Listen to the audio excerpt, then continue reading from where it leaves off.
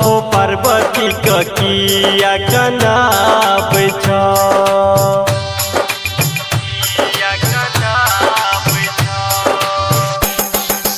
किया कनाबै छ हो पार्वती किया कनाबै छ अपने बैठ के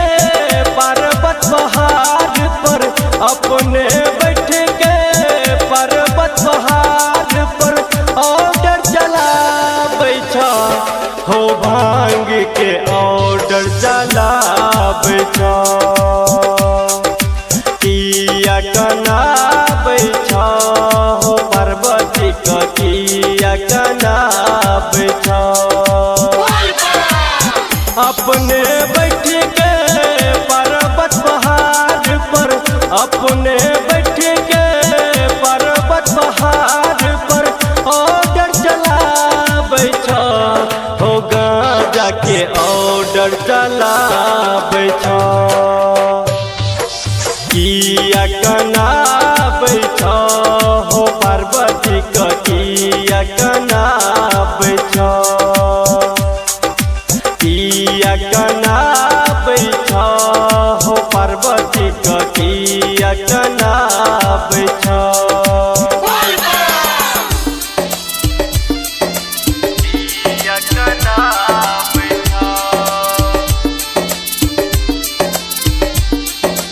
डीजे बादल राज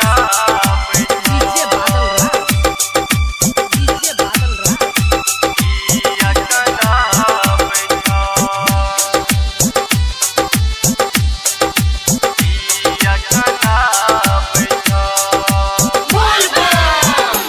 एक गाने सँ हरदम कानै छै ऊपर से बाबा भांग मांगै छै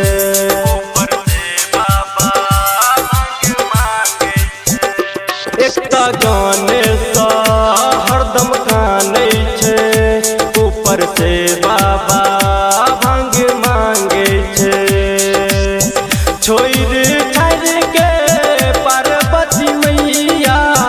छोड़ छाड़ के पार्वती मैया नैहर चल जेता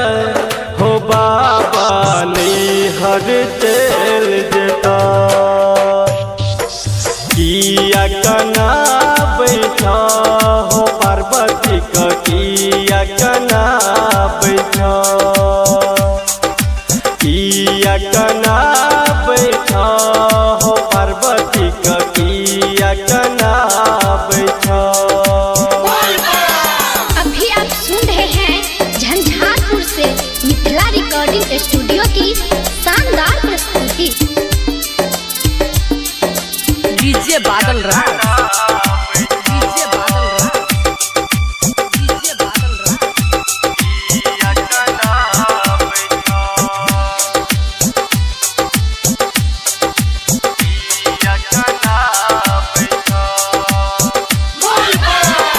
बात न मानै छ पार्वती के एकोटा भोला बाबा हो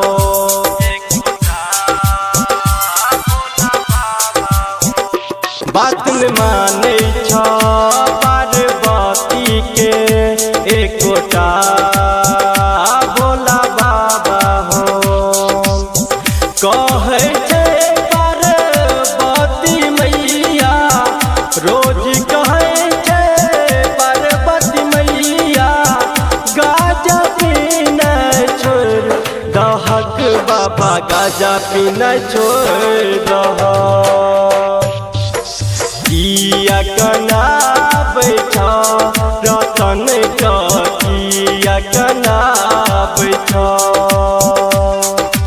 किया कनाबै छ मनोज किया कनाबै छ।